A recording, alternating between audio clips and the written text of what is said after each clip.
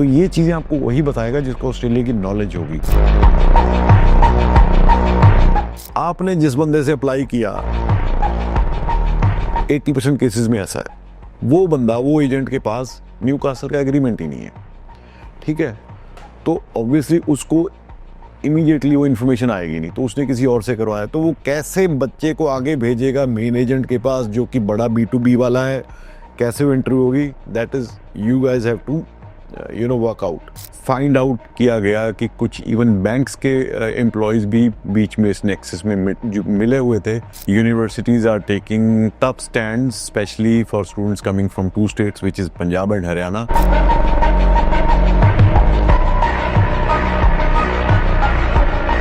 Hello friends, मैं Amit Kaushal, Jupiter study abroad consultant Chandigarh से। आज एक इम्पॉर्टेंट अपडेट आपसे शेयर करनी है जिसके बारे में कल हमने स्टेटस में लिखा भी था कि big breaking news, universities are taking tough stand specially for students coming from 2 states which is Punjab and Haryana. और ये कॉन्टीन्यूसली कहीं ना कहीं Punjab and Haryana have been pain area for the universities and for the DHA। इसमें हम सारे एरिया को ब्लैंकेटली generalise नहीं कर सकते, but there are few people, कुछ एजेंट्स हैं या कुछ तरह के स्टूडेंट्स हैं, उनकी फैमिलीज हैं जो कि रूल्स को फॉलो नहीं कर रहे हैं, जो कि फ्रॉडुलेंट डॉक्यूमेंट्स को प्रोड्यूस कर रहे हैं, जो कि शॉर्टकट्स यूज़ करके पैकेजेस के थ्रू बहुत सारी चीज़ें जो है वो अनकवर हुई हैं। जैसे मैंने पीछे बताया कि AI के द्वारा फाइंड आउट किया गया कि कुछ इवन बैंक्स के एम्प्लॉयज़ भी बीच में इस नेक्सस में जो मिले हुए थे, जिन्होंने फेक बैंक स्टेटमेंट्स और फेक बैलेंस सर्टिफिकेट जो है वो प्रोड्यूस किए, एंड जिस वजह से आपने देखा कि पिछले टाइम बहुत ज़्यादा रिफ्यूज़ल्स आई। एनीवेज, अपडेट जो मैं अभी देने वाला हूँ, देखो आपको ये पता चल गया कि बड़ी बड़ी यूनिवर्सिटीज़ ने इन स्पेशली जो रूरल एरियाज़ हैं पंजाब एंड हरियाणा के, वहाँ से एप्लीकेशंस लेनी बंद कर दी हैं, वो एक्सेप्ट नहीं कर रहे हैं। डायरेक्टली यूनिवर्सिटीज़ नहीं लिखेंगी because this goes against the fundamental right of a student कि भाई वो उसको ऐसे नहीं आप डिटर्मिन करेंगे कि किस एरिया से आ रहा है, उसके एकेडमिक प्रोफाइल या उसकी फाइनेंशियल कैपेसिटी पे ही आप मना कर सकते हैं। बट आपको मैं अंदर की बात ये बता रहा हूँ कि most of the universities are not happy. Australia की बात करूँ, getting students from these 2 states. अब इसमें आप ब्लेम किसी को भी कर सकते हो, आप बोलोगे ऑस्ट्रेलिया ये है वो है, आप जो मर्जी बोलो, बट अगर आप सही हो देन आपका ये कहना बिल्कुल ठीक है कि मैं तो जेन्युइन हूँ जी, मैंने तो कभी ऐसी चीज़ें नहीं की। But there are quite a big amount of people who are using unfair means to get into Australian universities, पहले एडमिशन के लिए, फिर उसके लिए वीज़ा के लिए, और वो पूरा डेटा जो है उसके बेसिस पे DHA ने डिसीजन लिए और यूनिवर्सिटीज़ अब आगे उनको फॉलो कर रही हैं।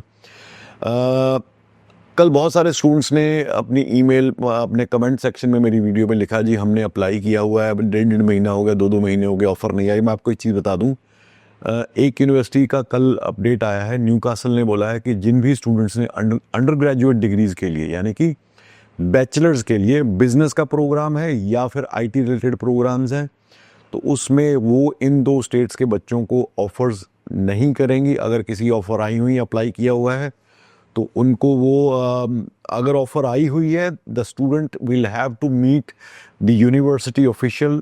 उनको GS कंप्लाइंट होने के लिए एक तरह से इंटरव्यू होगी 1-to-1, या फिर GS जो है वो सेटिस्फाई ही करना पड़ेगा, तभी वो जो ऑफ़र आई हुई है वो एक्टिव रहेगी। अदरवाइज जो वाला ऑफ़र अगर नहीं आई है वो तो नहीं आएगी।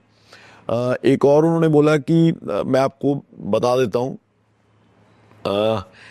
any applicant who fails to meet the team or fails to satisfy GS requirements will have to withdraw their applications. Applications currently submitted and awaiting an offer will need to meet our in-country representatives. अब आपको एक चीज़ बताता हूँ, आपने जिस बंदे से apply किया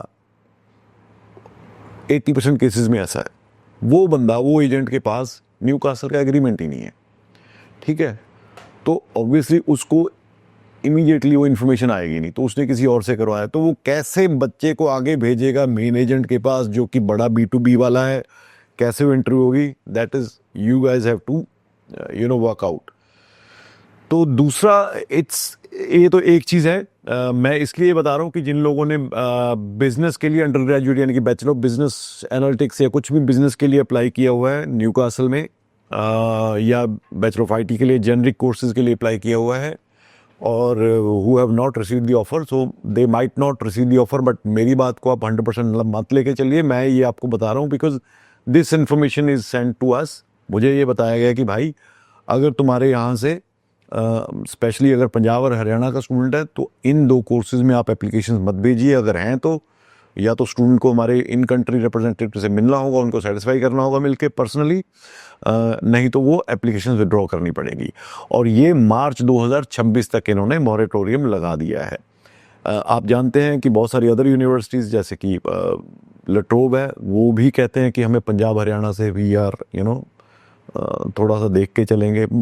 अब मैं तकरीबन हर एक university they are very cautious in taking applications from, but reason, मेरा पॉइंट ये नहीं है कि यूनिवर्सिटीज़ क्यों नहीं ले रही, मेरा पॉइंट ये है कि हम समझ क्यों नहीं रहे हैं, क्यों थोड़े से लोग, थोड़े से एजेंट मिलके पूरी इंडस्ट्री को, पूरी रीजन का नाम खराब कर रहे हैं। और ये कॉन्टिन्यूसली हो रहा है और आपको भी पता है कि कौन वो लोग हैं, कैसे वो करते हैं। सो इस चीज़ को रुकना होगा।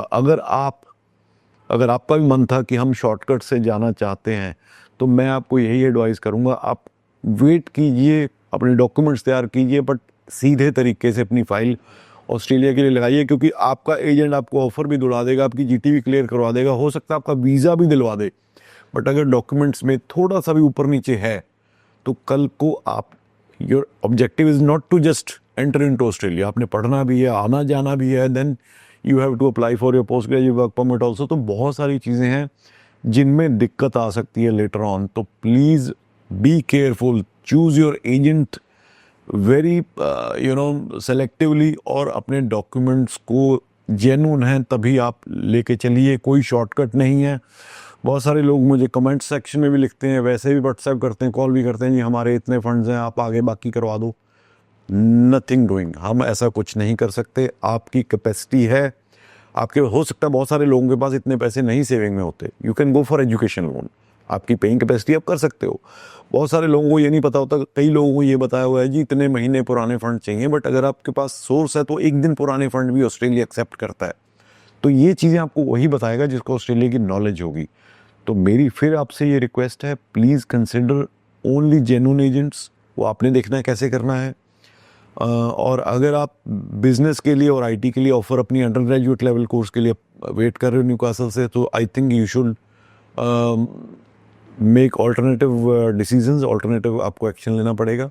सो I thought that this is my responsibility to let you know that, so that आप बिना मतलब के वेट ही ना करते जाओ और बाद में आपको पता चले कि वो नहीं हुआ। Better to find alternate options अगर आपने इन्हीं कोर्सेज में जाना है, because majority of university have stopped taking applications और बहुत ज़्यादा सेलेक्टिव हो गई हैं। क्योंकि पहले क्या होता था, पहले सिर्फ इसी रीजन से स्टूडेंट जाता था, अब साउथ से बहुत जा रहा है, ईस्ट से बहुत जा रहा है, स्टूडेंट्स फ्रॉम नॉर्थ ईस्ट, जो 7 सिस्टर्स हैं वहाँ से जा रहे हैं, वेस्ट बंगाल से स्टूडेंट बहुत जा रहा है, तो साउथ से तो क्या जा ही रहा है। तो उनको जितने स्टूडेंट चाहिए वो उनको बाकी पार्ट ऑफ इंडिया से मिल रहे हैं। उसका रीज़न ये है कि वो why they are happy taking those students, because those students are serious in their studies, they go study and then of course ये सबको पता है कि हर एक बंदे का जो गोल है, जो पढ़ने जा रहा है, 90% लोगों का गोल है just go there, study and then stay back. But जो फर्स्ट स्टडी वाला ऑप्शन है ना, वो तो आप पूरा करो। प्रॉब्लम ये है कि हमारे यहाँ का स्टूडेंट जो मैक्सिमम जाके वहाँ पे पहला ही जो जिस वीज़े पे गया उसी की कंडीशंस ब्रीच कर देता है, and that is the reason why they do not like people from this part of the region. तो ये हमारी गलती है, हम दूसरे को ब्लेम करते रहें क्योंकि ये हमारी आदत है, बट हमें अपने गरेबान में झांक के सोचना पड़ेगा कि हमने क्या गलती की है। पेरेंट्स अगर देख रहे हैं तो मैं बच्चों से ज़्यादा पेरेंट्स को ब्लेम करूँगा, जिनको आई थिंक बच्चा 18 साल की उम्र का अगर बाहर जा रहा है तो मुझे लग रहा है कि उसकी डिसीज़न लेने की क्षमता इतनी नहीं है जितनी कि पेरेंट्स की। तो उनको ये बच्चों को दिमाग में डाल के भेजना चाहिए कि आप जिस भी यूनिवर्सिटी में जा रहे हो, जहाँ पे भी जा रहे हो, तो stay there, at least complete your course there, then later on आप जो आपका मन करे करो। और आपको मैं एक चीज़ बोलता हूँ कि अगर आप अपना कोर्स पूरा करोगे ऑस्ट्रेलिया में तो आपके पास बहुत सारे ऑप्शंस हैं जो खुलते जाएंगे। बट अगर आप शुरू से ही वॉकर जंपिंग इधर से उधर करोगे तो पैसे वेस्ट करोगे और अल्टीमेटली वापस ही आना पड़ेगा। बाकी आपकी मर्ज़ी है, दिमाग आपका है, आपको डिसाइड करना है कि क्या करना है। Thank you so much.